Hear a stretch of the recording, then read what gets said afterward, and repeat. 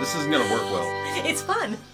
If you're thinking about getting into model railroading or you're already an addict, boy, do I have a project for you. In this episode, we're gonna take some paint and turn some white Skulptamold into an awesome mountainous landscape the regular guy way. Boom, that's an episode, and it all starts right now.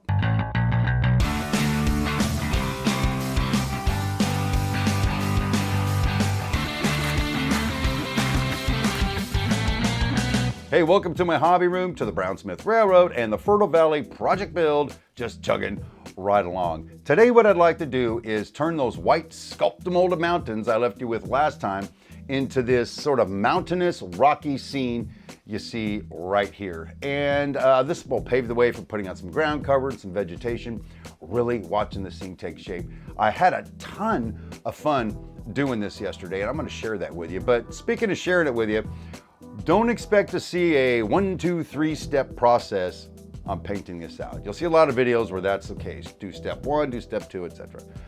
That's just not how I rail, baby.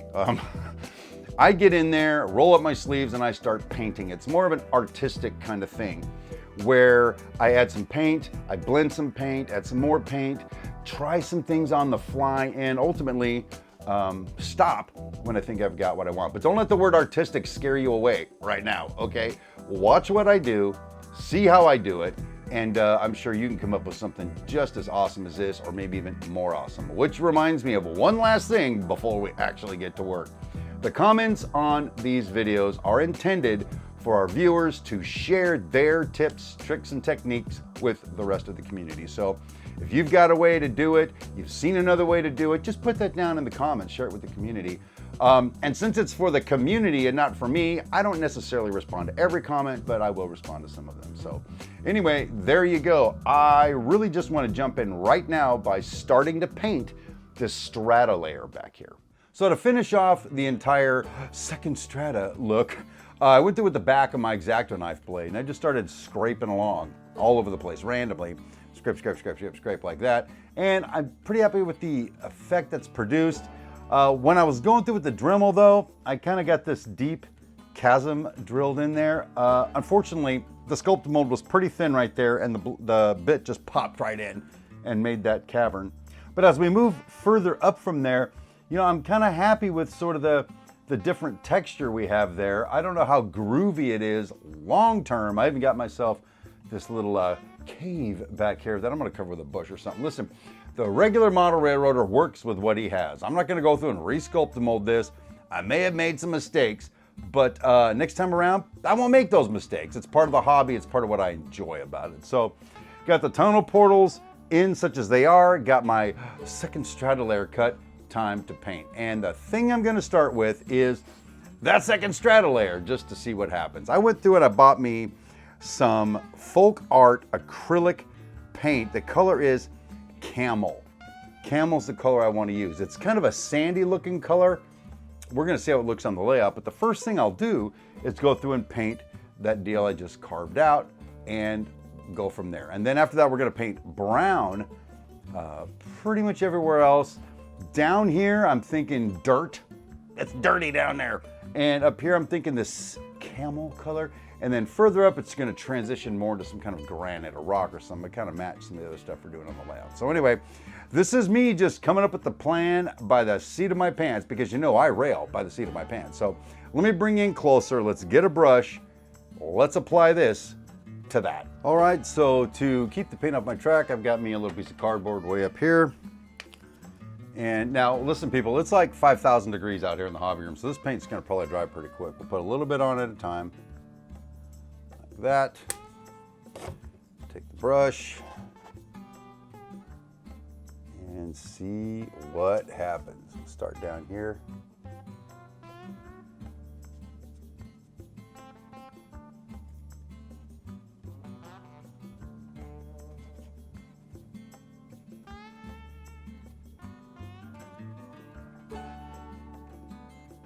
Wow, I gotta tell you, so far so good. That looks amazing. Even the place I screwed up and went in too deep with the Dremel tool, it just looks like something natural. I think I can fill in some grass or some shrubbery in there, kind of give it a nice look. It's all honked up through there like it would be a separate strata layer. You know what? I'm pretty happy with it. Boom, that's just the way it's gonna be. So now I think I'll go through and sort of paint this lower part all the way down here. And here's what I'm gonna use. I'm gonna use my old friend, brown chalk paint. Now here's the deal, people. I don't remember what color it is. It's brown and it's chalk paint. You'll see when it comes out. The reason I'm doing this, just give it sort of a dirt coating. We're gonna put real dirt on top of this. We're gonna put some other ground cover, blah, blah, blah. But just in case we miss a spot, we don't wanna have like a white dot on there somewhere that tells everybody, this isn't real, it's a model. I thought it was real. Anyway, oh, it's really hot out here right now. I am not lying. So this case, I'm just gonna go squirt some on there, use my brush it all over the place. And like I said, I'll probably brush it over to here for starters, this lower area back here. May or may not brush this just yet. I don't know if this is gonna be rock or if this is gonna be dirt.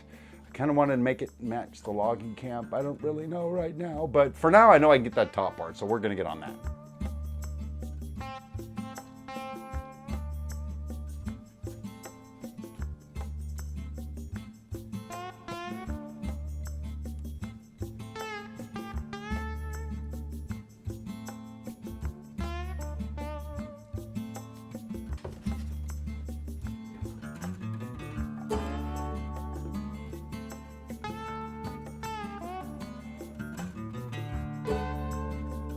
And boom, I got the brown paint on. To tell you the truth, I went through and added more paint than I said I was going to because of two reasons. One, all this is eventually going to get some kind of ground cover on it that I know of at this juncture. So I thought, well, let's just paint it brown now and get it over with. And B, or two, depending on how you're counting this, the camera hates the white Skulptamold. Have you noticed that? Have you noticed you're watching the video and back here it's like ultra bright, like we're on the face of a white hot sun. And I gotta turn the camera down to get up close. It's a pain in the key stereo. So I just decided I'm just gonna paint it all brown. Boom, done. So that's that. The next thing to do, I think, is to go ahead and paint some of the granite color. All right, just ahead of moving on, let's figure out how we're gonna integrate this piece into the scene. Just kidding. So I want to go through and paint all my rock faces now, and here's the deal. There's many ways to do this. Lots of people have lots of different ways they do it. I sort of got a way that I do it, and that's what I'm going to show you. If you got a better way, do it your way, or maybe you can pick up something from what I'm going to do. But the first thing I'm going to do is apply black chalk paint, and here's why.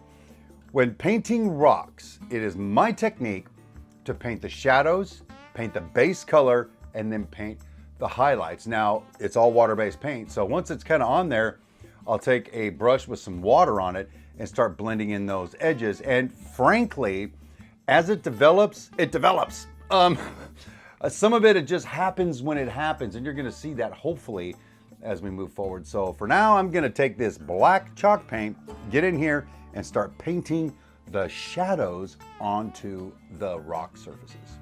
All right, I decided I was gonna start down here where the new module mates up with the logging camp module because of two things. One, I'm gonna see if I can blend this together, just sort of let the paint overlap, kind of blend it in. And two, it's pretty close where we can actually see what's happening. So what I'll do is put some black paint on my brush. We're not gonna use a whole lot here, by the way. A little bit of black paint on there.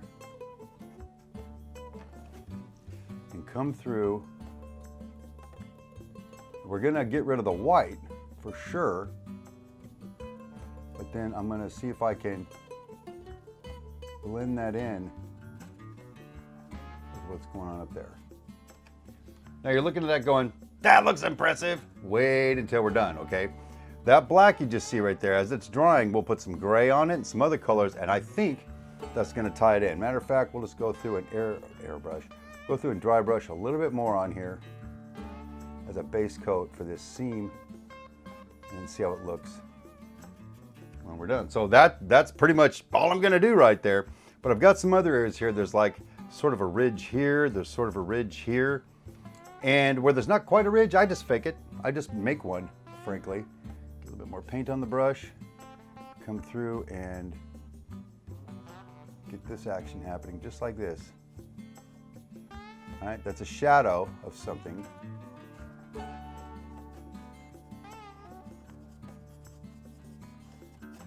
Like that.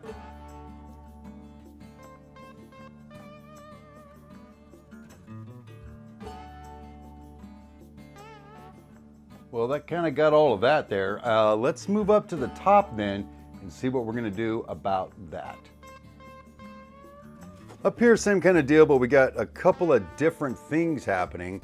We kind of have this thing sort of swirling down the side from the top right here. So I decided I'll go through and just add some shadowing in here. Like this. We got a little ridge right there we're going to grab.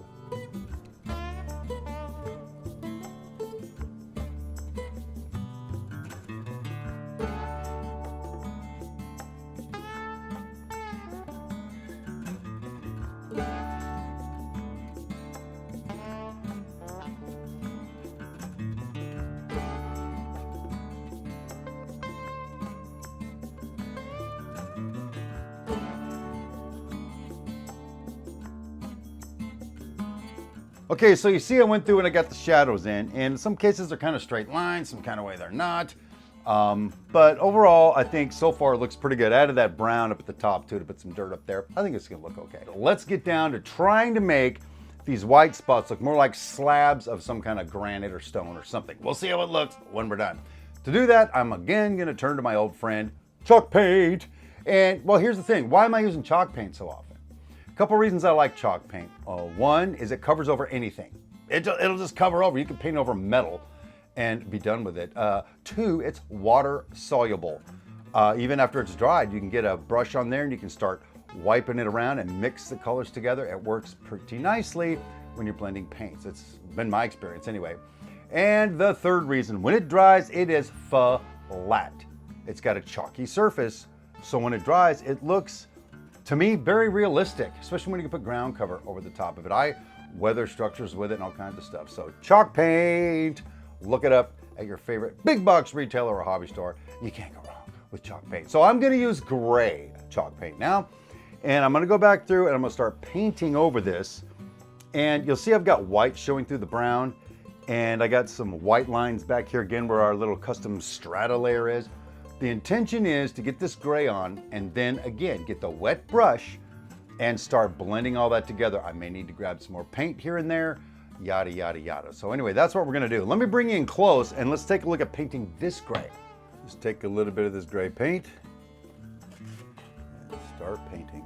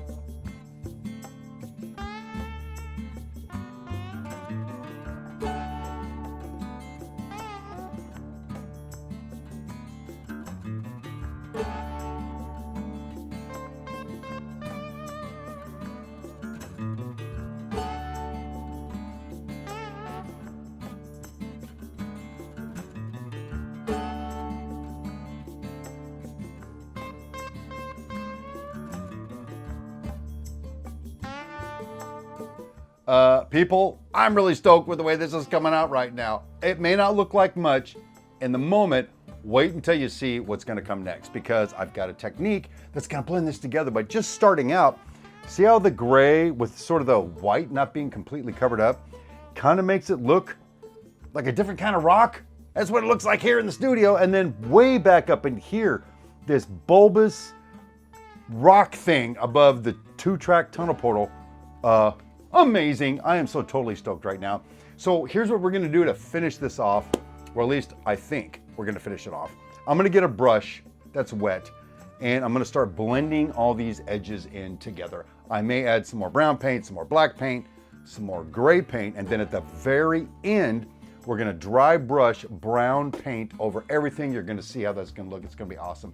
We're also gonna go through and drizzle on some really thin, really watered down black paint.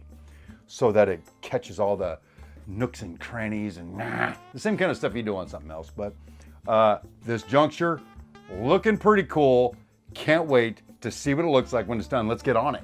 All right, so to get this going, I've got my little cup full of water here that I've been cleaning my brush out in. It's got a little brown, little gray, little black paint. Doesn't really matter, it's mostly water. So I'm gonna get up here and try to blend in this edge with the old logging camp module. Now, like I said, it's water-based paint. If I go back and forth over it enough, it'll dilute everything and start blending that together. Look at how that's already kind of blended. It's amazing.